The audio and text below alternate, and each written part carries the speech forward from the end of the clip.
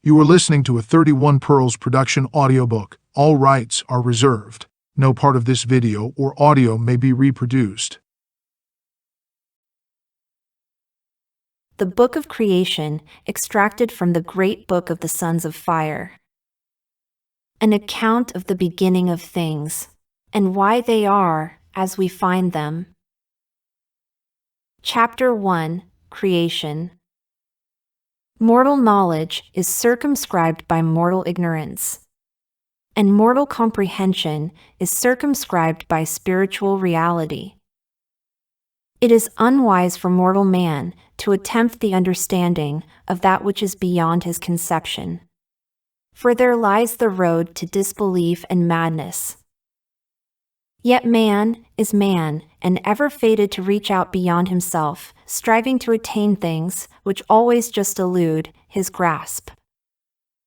So in his frustration, he replaces the dimly seen incomprehensible with things within his understanding. If these things but poorly reflect reality, then is not the reflection of reality, distorted though it may be, of greater value than no reflection at all? There are no true beginnings on earth, for here all is effect, the ultimate cause being elsewhere. For who among men can say which came first, the seed or the plant? Yet in truth it is neither, for something neither seed nor plant preceded both. And that thing was also preceded by something else. Always there are ancestors back to the beginning, and back beyond to there is only God. This, then, is how these things were told in the great book of the Sons of Fire. Before the beginning there was only one consciousness, that of the Eternal One, whose nature cannot be expressed in words. It was the one soul, spirit, the self-generator which cannot diminish, the unknown, unknowable one, brooding solitary, in profound, pregnant silence. The name which is uttered cannot be that of this great being, who, remaining nameless, is the beginning and the end. Beyond time, beyond the reach of mortals. And we in our simplicity call it God. He who preceded all, existed alone in his strange abode of uncreated light, which remains ever unextinguishable. And no understandable eye can ever behold it. The pulsating draughts of the eternal life light in his keeping were not yet loosed. He knew himself alone. He was uncontrasted, unable to manifest in nothingness. For all within his being was unexpressed potential. The great circles of eternity were yet to be spun out, to be thrown forth as the endless ages of existence in substance. They were to begin with God and return to him completed in infinite variety and expression. Earth was not yet in existence. There were no winds with the sky above them. High mountains were not raised, nor was the great river in its place. All was formless, without movement. Calm, silent, void and dark. No name had been named, and no destinies foreshadowed. Eternal rest is intolerable, and unmanifested potential is frustration. Into the solitude of timelessness came divine loneliness. And from this arose the desire to create, that he might know and express himself. And this generated the love of God. He took thought and brought into being within himself the universal womb of creation, containing the everlasting essence of slumbering spirit. The essence was quickened by a ripple from the mind of God, and a creative thought was projected. This generated power which produced light, and this formed a substance like unto a mist of invisible dust. It divided into two forms of energy, through being impregnated with the Spirit of God. And quickening the chaos of the void within the universal womb, became spun out into whirlpools of substance. From this activity, as sparks from a fire, came an infinite variety of spirit minds, each having creative powers within itself. The activating word was spoken. Its echoes vibrate still. And there was a stirring movement which caused instability.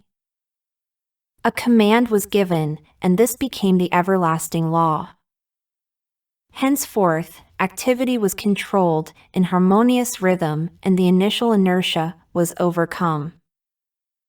The law divided the materializing chaos from God, and then established the boundaries of the eternal spheres.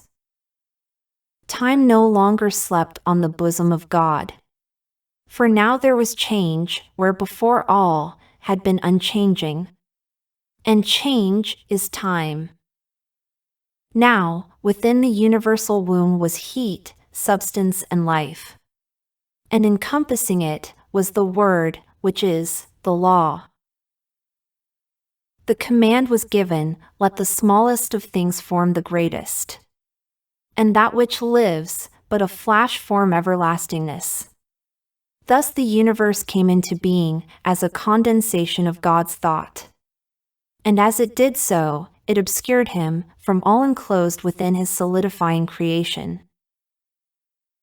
Henceforth God was hidden, for he has always remained dimly reflected in his creation.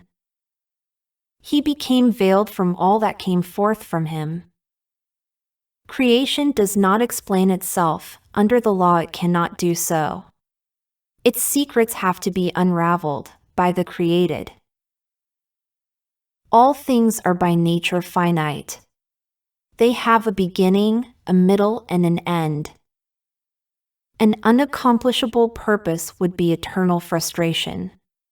And therefore, the universe being created purposefully, it must have an objective. If it ended without anything else following, then the God existing must slumber indifferent to its activities. But he has made it a living work of greatness, operating under the changeless law. The creating word had been spoken. Now there was another command. And the power going forth smote the sun so its face was lit. And it shone with a great radiance, pouring warmth and light upon its sister, earth. Henceforth she would live within the protection of her brother's household, rejoicing in his benevolence and strength. The waters upon the bosom of earth were gathered together, and dry land appeared. When the covering of water was rolled back, the body of earth was unstable, damp, and yielding. The face of the sun shone down kindly upon his sister, and the dry land of her body became very hard. Humidity and dampness were taken away. He gave her a garment of fleece and a veil of fine linen, that she might clothe her body with modesty. From the great womb had sprung the spirit of life, and it was rampant in the heavens. It gazed upon earth and saw her fairness, and was filled with desire, and came out of the heavenly spaces to possess her. It came not peacefully as a lover, but tempestuously as a ravager. Its breath held along her corridors, and raged among her mountain tops, but it did not discover the dwelling place of her spirit. She had withdrawn, as a woman withdraws before force. For modesty must not be outraged in submission. Yet she desired its embrace, for among all the radiant company, she was honored. The sun saw her perplexity, and he wrestled with the spirit of life and overcame it. When it was subdued and the primal struggle had ceased, it was delivered by the sun to his sister. It was chastened and quietened, and in silence brooded over earth's waters, and she was stirred in response. Mud eggs of life potential were formed in swamps, at the meeting places of land and two waters. The sun gave quickening heat, and life crawled forth upon the bosom of the earth. The land dust brought forth the male, and the dark water mist the female. And they united and multiplied. The first brought forth the second, and the two produced the third. Earth was no longer virgin, and the spirit of life grew old and departed. Earth was left garbed in the matron's mantle of green. Herbage covered the face of the land. The waters brought forth fishes, and creatures which move about and twist themselves and wriggle in the waters. The serpents and the beasts of terrible aspect, which were of yore, and reptiles which creep and crawl. There were tall walking things, and dragons in hideous form clothed with terror, whose great bones may still be seen. Then came forth from the womb of the earth all the beasts of the field and forest, all the creatures of creation having blood in their bodies, and it was complete. Beasts roamed the dry land, and fishes swam in the seas. There were birds in the skies and worms within the soil. There were great land masses and high mountains, wide barren places and heaving waters. Fertile greenness covered the land, and abundant life swarmed in the seas. For now earth throbbed with the energy of life. Metals lay hidden in her rocks and precious stones within the soil. Gold and silver were scattered and secreted. There was copper for tools and forest of timber. There were swamps of reeds and stone for every purpose. Everything was prepared, everything was ready. And now earth awaited the coming of man.